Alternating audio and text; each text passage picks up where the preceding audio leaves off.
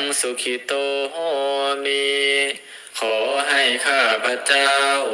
จงเป็นผู้มีความสุขกายสุขใจเถิดอาหังนิทุกโขโหมิขอให้ข้าพเจ้าอย่าได้มีทุกโศกโรคภัยทั้งสิ้นเถิด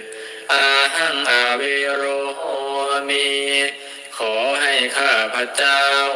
อย่าได้มีเวรภัยทั้งสิ้นเถิดอาหังอภัยยาปัชโชโหมิขอให้ข้าพเจ้า